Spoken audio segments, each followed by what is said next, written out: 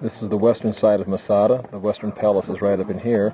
What we notice right here as you come down, you see down here is where the Romans were stationed. And right up here is the ramp they built to get up and pound the walls with the battering rams. This is the beginning of it right here. And right up here like this. Oh, yeah.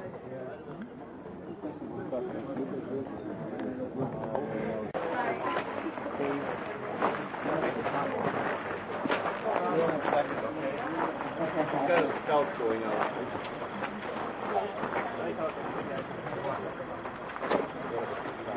This is Herod's palace on Masada, the western palace.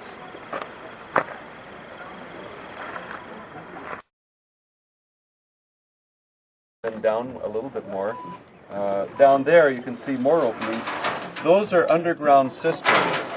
And so the idea was that when it rained in the hill country, this whole system of aqueducts would divert water into the cisterns.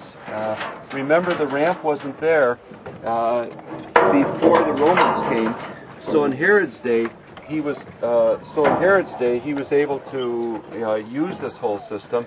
Those cisterns, there are actually 12 of them down there. Like I mentioned, about 12 million gallons of water. Flow into the cisterns. Right here we see the 3 tiers at the top. You can actually see one down there. This is the option spot right here. I thought. And then we go over with the Roman ramp in the shade if you appreciate cisterns that the water ran into. We're on the north end of Masada. This is an unreconstructed storeroom. That's what it looks like before it's reconstructed and put back together. Over here you can see the reconstructed storeroom and the way it would have been. Of course, completely unfinished, but stood back up. Over here we're looking out to the east now again, and the Dead Sea, more of the storerooms on the north end. And now we're looking over to the western hills of Judea and the eastern Dead Sea.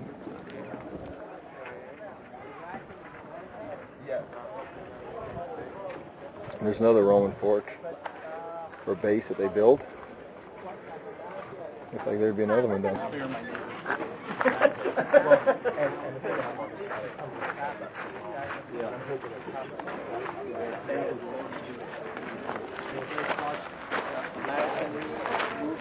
It's a bathhouse right there. We were just standing on top of that a moment ago.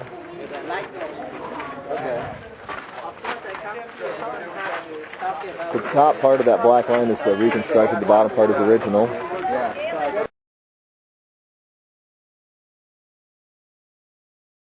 We finish our tour together to stay together because we need to make arrangements for getting down and meeting down below. This group is in an area that most will want to go over and see, but since they're there, we'll talk here for a second.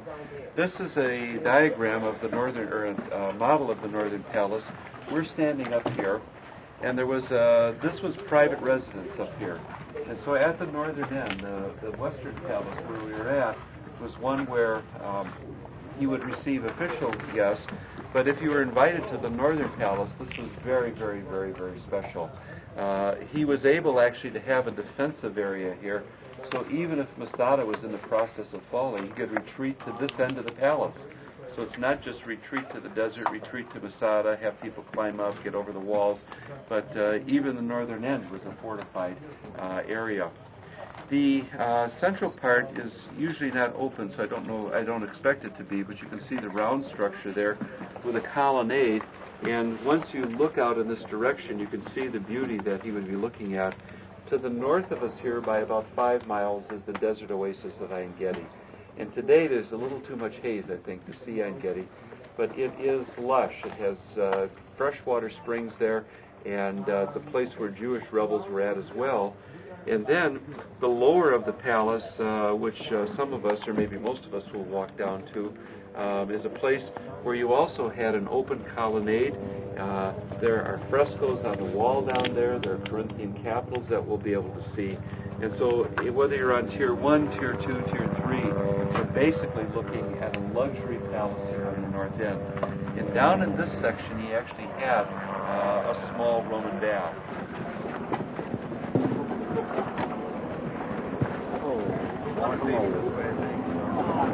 There's a Roman camp down below.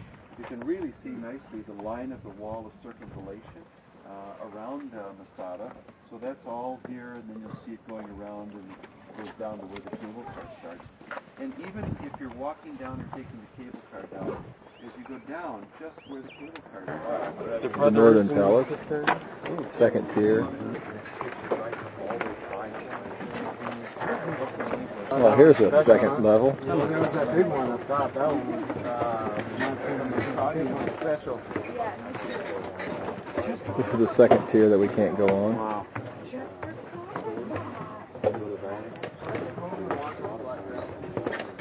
Amazing.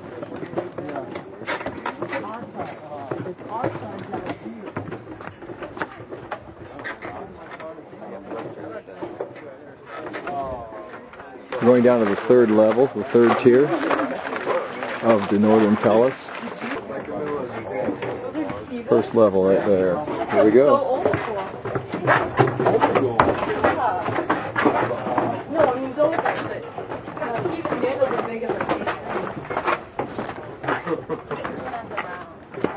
Oh, awesome. Look at this. You just been belly slam. I want to hear too. The lower tier.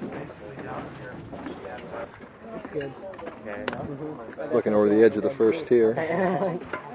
Second tier. Third tier, that's where we were. This is where we came down the stairs. There's the western side, and there's the western palace. Just beyond that, the wall. Come down with this. You'll see the marvelous imitation of what you expect in Greece and Rome. The capital, as you can see, are the Corinthian capitals, which have the campuses. And here we go.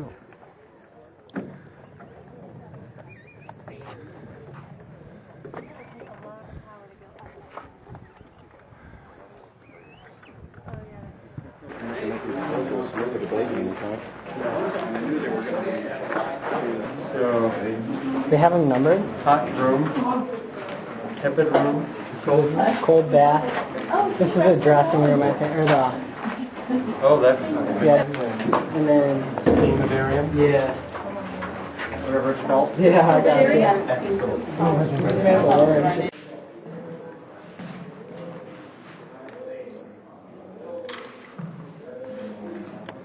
This is the changing room, Tony, or the dressing room? That'd be like a dipping bath right there.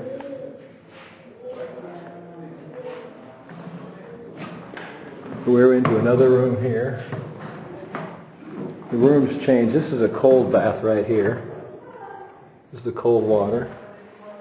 This would be it changing the temperature a little bit here. These are original mistake. And this is the heated floor right here. See, Tony, this is where this is the furnace room in here. Hot air would come out of here. Yeah, and the walls, you see the walls were heated with steam. And then they had a floor, and the hot air would go underneath the floor here. This would be a hot floor.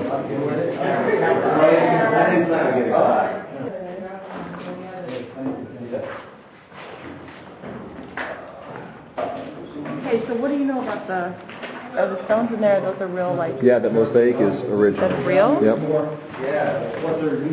What is that?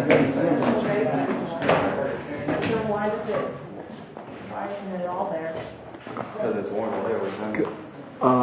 Look at the ceiling too. It's still got some of the original plaster on it.